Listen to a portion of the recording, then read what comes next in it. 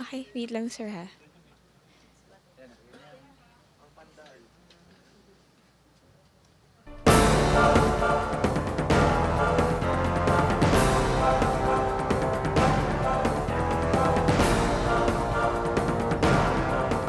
Good morning once again. We're back to our Malacañang press briefing. With us today is Presidential Spokesperson Ernesto Abella, sir.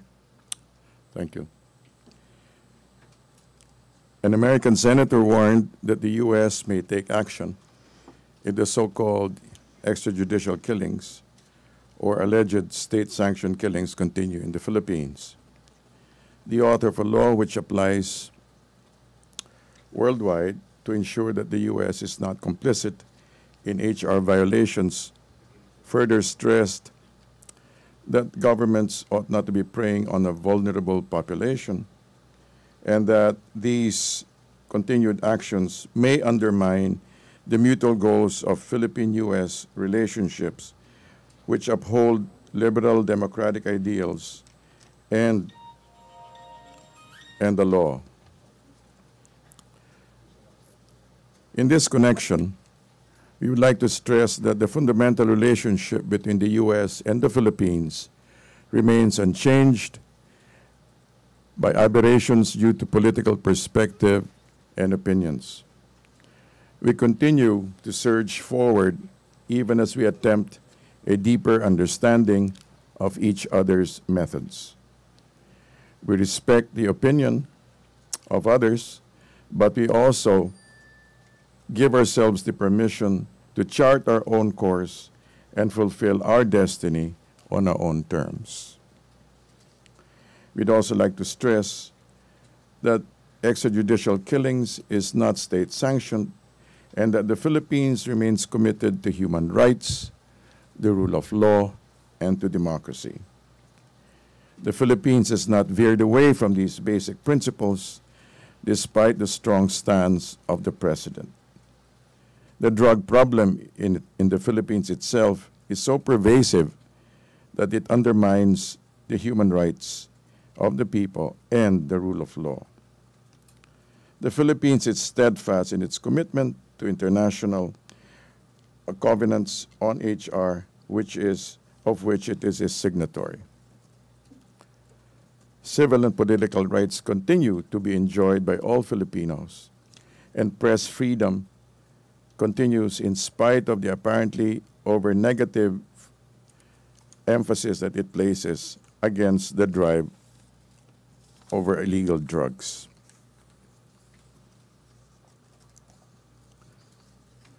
Also, regarding the matter of the Bilibid riot, it is best for us to wait for the investigations to be finished. Regarding the House Justice Chair being cool to showing certain videotapes,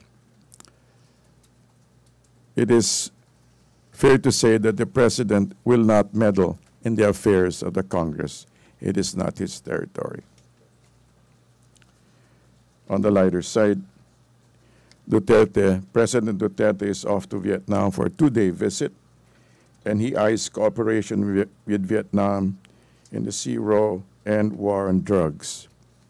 This is part of the President's foreign policy of seeking open alliances with neighboring countries and pursuing amity among all nations.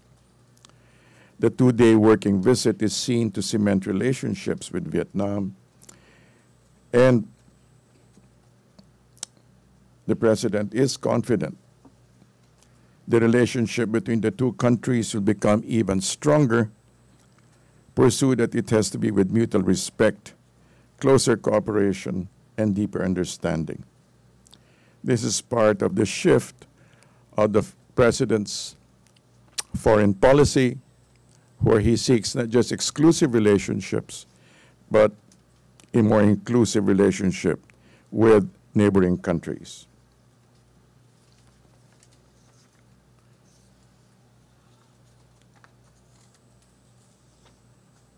Regarding the desire of Mr. Miswari to ask for amnesty for Abu Sayyaf, the President has said there no negotiations with the group. Also, as a last point, it is safe to say, according to ADB economist Chongvi Lavian, that the current weaknesses of the peso is mainly due to speculations on the possible increase of Federal Reserve rates. And as Budget Secretary mentioned, Ben Jokno said, part of this supposed outflow is due to profit-taking by other investors. Thank you very much. We'll be open to a few questions. Yes, sir.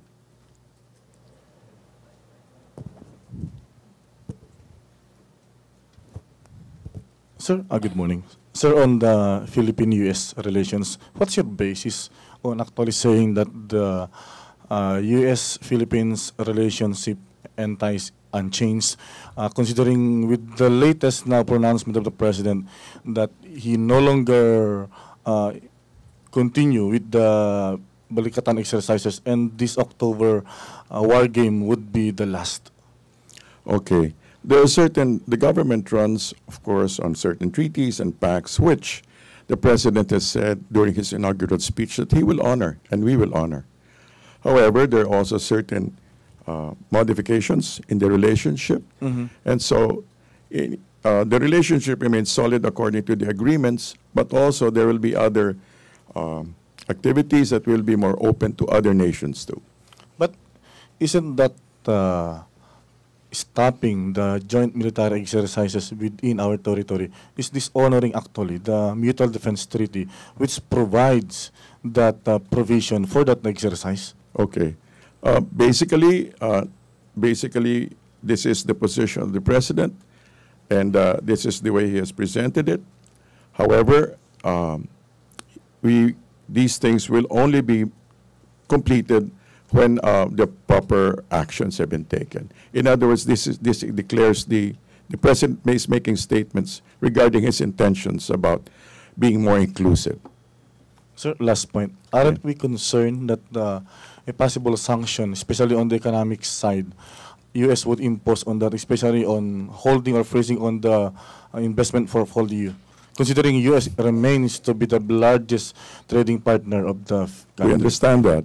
And as you have seen, the President is also strengthening his relationships with neighboring countries, and this is part of being more inclusive in our economic relationships. Thank you, sir. Thank you. Next question.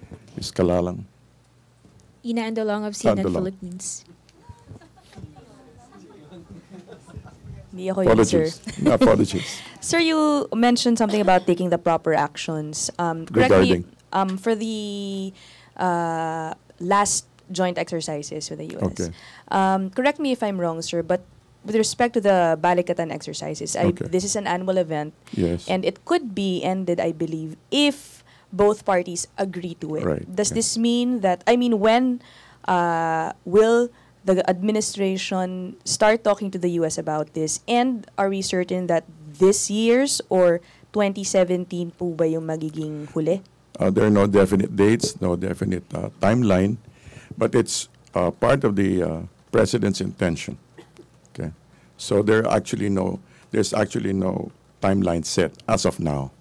Thank you.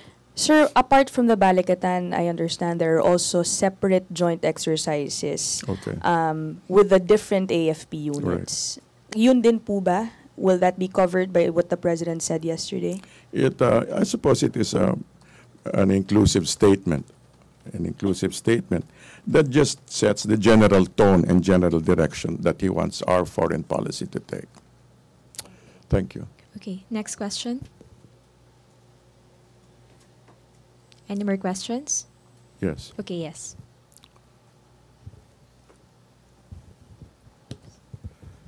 Sir, dun sa issue ng ENDO o ng end of contract, Secretary Judy Tagiwalo of the DSWD mentioned that there are about 23 or so thousand workers within DSWD are either casual or contractual.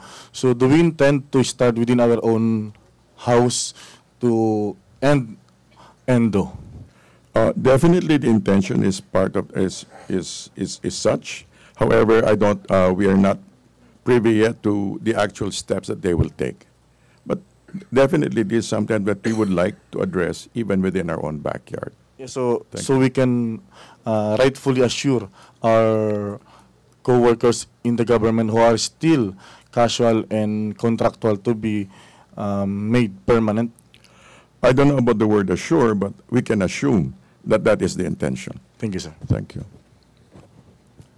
Next question, please. Yes, Ms. Rosalie Cos of UNTV. Good morning, sir. Hingi lang po namin yung reaction nyo regarding po sa statement na sinasabi na unfortunate po yung foreign policy ni Pangulong Duterte. Kahit na sinasabi nyo po at ni Secretary Yasay na we are pursuing amity with all nations, but the President is making harsh statements against EU and the US. So what is the question? Reaction po dun sa statement na sinasabi Sino ng iba nagsabi na, ng statement? particularly po Secretary, Foreign Affairs Secretary, former Foreign Affairs Secretary Albert Del Rosario. Okay. Well, he is welcome to his own perception. However, we need to bring into consideration the particular policy that the President is bringing us into. He is actually, in a sense, is really bringing a shift in the direction. So, given that there is a shift that's happening, so it is not unfortunate, but it is part of a process, difficult as it may be, but it is part of a process which the President sees is setting our own independent chart, our own independent course. So, in the light of that, it is not unfortunate. It may be difficult and it may be challenging, but definitely the President sees it as something that will actually add to our well-being and prosperity as a nation. So, yun po yung way ng President na sabihin, magbigay ng mga harsh statements against po sa US? Siguro, we need to see, you're seeing the style, but you need to see the substance behind the style. As the President says again and again and said earlier, look behind my words and see the actual situation of the people and the nation. So beyond the style, which is what you term as harsh, is the substance, which is to set the direction of an independent and free Philippines. Thank Thank you, sir. Any more questions?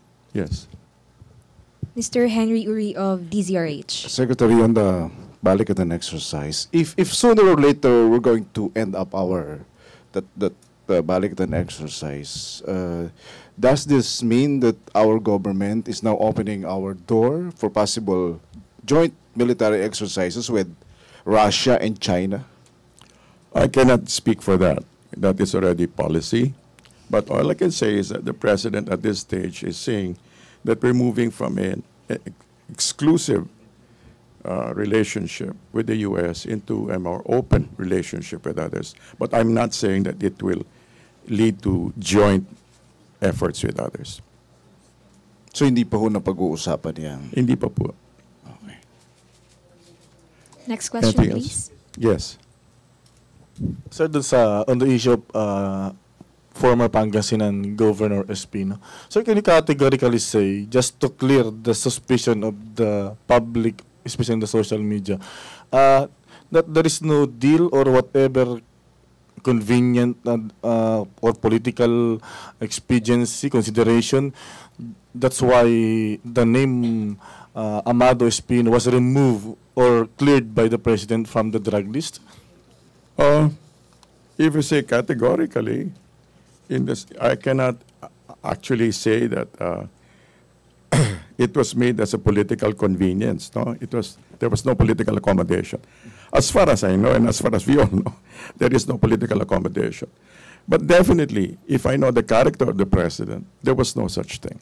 Sir, also, there is this sentiment that if you have the channel to talk personally with the President, if you are in a position, for example, the case of Espino, when he has this personal dialogue with the President before he was cleared, you can easily do that and you have the chance to explain yourself and be cleared. How about daw yung they have no access to talk personally with the president to explain themselves for due process. I don't have any opinions about that. But definitely, if it happened that a particular personality was cleared, it is, I'm sure, based on facts that have been made available to the president. Thank you, sir. Thank you. Just to clear. All right. Next question. Trisha Macas of GMA News Online. Hi, sir. Excuse me. Yes, go ahead. Sir, the president apologized for some lapses in the narco list. Can we still trust his narco list? Come again. He apologized because there were lapses. So, is there a chance that the other names he announced are not really into the trade, the illegal drugs trade? Maybe more than trusting the list, let's trust the president. I mean, after all, he has publicly said, I made a mistake, I apologize, I'm sorry. You know, what more can you, instead of just saying, would you rather have him just flood on and say, it's okay, it's okay. And actually, there was a mistake. The point is, I think, the one that we trust is not so much the list, but the president himself, who has the actual humility to be able to accept that he made a mistake.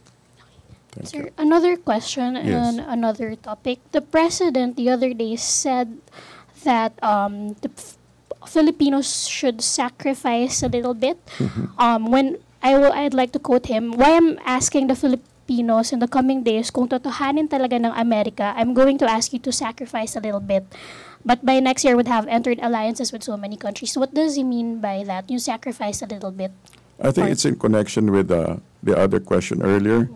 What would happen to the Philippines if, regarding if the U.S.-Philippine relationship was sufficiently disturbed so that investments were removed? I believe that our relationships go deeper than that. However, given the fear, he was asking, would the Filipinos believe enough in the nation to set a course, to set an independent course in spite of economic difficulties, if and when it should happen? He's not saying it will, but he said if and when it should happen, would we be willing enough, would we be patriotic enough to stand behind the Philippines in declaring an independent foreign policy? Thank you. Okay, any more questions? Ina Andalong of CNN Philippines. Sir, just to press a little on the lapses in the drug matrix. Okay. That drug matrix landed on the president's table. Yes. What makes us certain that the lists of drug suspects, let's say with the police officials, are credible as well? Because as we know, I mean, doesn't this issue maybe prompt police authorities to be extra careful in going after drug suspects in their own lists? Because of possible lapses there as well. Okay. Especially dahil, as we know, in their operations, marami pong who end up being killed. All right. So your question? Doesn't this problem prompt maybe police officials to be extra careful in going after drug suspects in their own lists? Yes. Because there may be lapses there. Kung nagkaroon ng problema po dun sa nakarating na matrix sa presidente, paano po sa kanila, lalo na't sa operations nila, marami pong namamatay o napapatay. As the president said, at the end of the day, he makes the call. Right? He makes the call. So, definitely, it will make the personnel, the police personnel, prompt them to be more careful. However, at the end of the day, as they said, it is the president who makes the final announcements on the list. Okay, so regarding the list and regarding the police activities, I think there's a difference there. They will have to pursue what they feel is right on the ground level, and the president also made his own options and choices regarding the announcements, and that is also his call. So these are two separate things. Okay. Any more questions? Okay, last question maybe. Last question.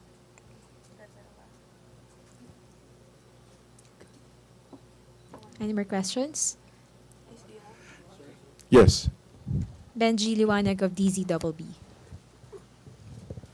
Sir, yung IRR, Implementing Rules and Regulation of the Centenarian Act, Okay. was already signed by the President. Now, sir, do we have enough funds to support yung mga ibibigay na pera doon sa mga If you were here the other day during the briefing, I think Secretary Diokno said, yes, we will find funds for that. That would be for next year. How about, sir, next month, October 7, will be, I think, grandparents or elders Okay. month for them. Mahahabol ho ba ng government ito? I cannot speak for that, but definitely Secretary Diokno said that they will find funds. I don't know exactly when it will begin, but they will find funds for that. Thank you very much, sir. Thank you very much. Good morning. Thank you very much, Presidential Spokesperson Ernesto Abella. Okay, thank you.